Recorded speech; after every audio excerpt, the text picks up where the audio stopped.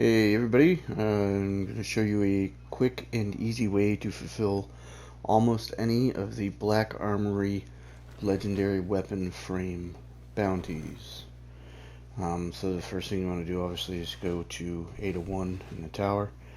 Make sure that you have modulus reports or ballistics logs or whatever they're called to pick them up. You can get those by completing bounties, weekly bounties, give you the legendary ones, and then dailies give you the blue frames. Blue frames also count towards the blacksmith title requirements as well, so make sure to look at those. They're all usually pretty simple. Pick the easiest ones and do those first.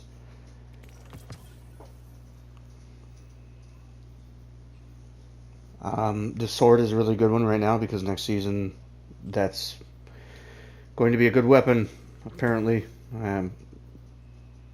Never know. So what I do from this point is load into the Last Wish raid at the Shirochi checkpoint with a Tether Hunter and Orpheus rigs on, and then whatever weapon that you need to get the multi-kills with. When you load in here, you're just going to pop a banner, get your super, make sure that you have ammo for your weapon, and then I like to go up into the corner up here, and as soon as the door opens, just pop my tether. And that's the pretty standard way of doing this. Within a few strikes, I got the completed bounty. So next is the Radiant Seeds. You can also do this in the Dreaming City in the Chamber of Starlight Lost Sector. I'll show you the route from the spawn in and then the map at the end. This boss, I believe, gives you 10 Radiant Seeds every time you kill the wizard, so it's just 2 runs and that's it. Yeah, hit the flag if you see one. That's a good idea. So you want to go left of the Blindwell entrance into Rhea Silvia. I probably butchered the pronunciation on that, but it is what it is. Don't use those sparrows, they're really bad. So it's just going to be under this waterfall. Like I said, I'll show the map at the end and the path that I went to. You don't have to use these weapons to down the boss very quickly. These are just what I had on my hunter at the time, so that's what I used.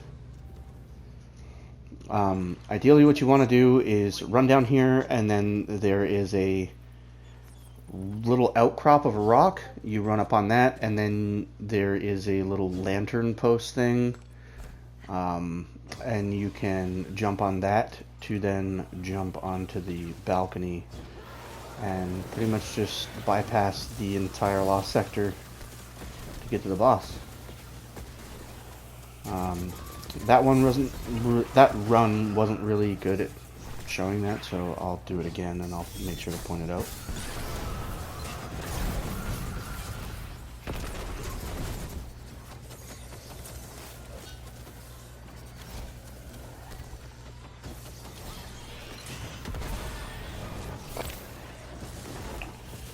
There be the Radiant Seeds.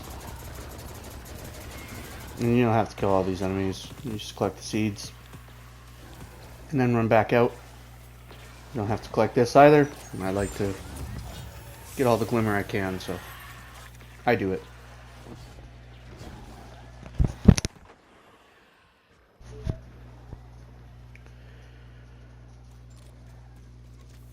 When you are running back out, you want to run a little bit past the actual load point. Sometimes I find that when I run to where it says you're going back into Rhea it doesn't quite take me out of it, and it still has me as being loaded into the Lost Sector, so the boss will not spawn again. I just like to run right outside of the little cave here just to make extra sure.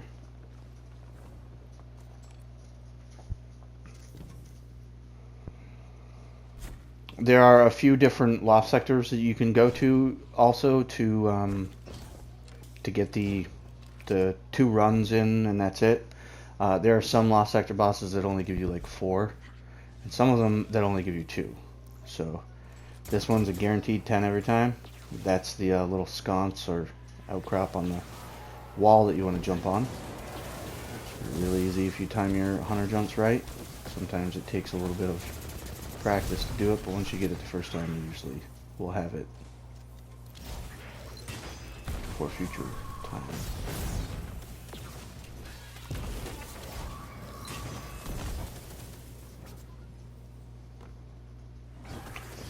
So once you take the last of the wizard enemies that you have to take out, and you complete the calibrated frame, you're going to want to make sure that you do not go straight to a forge.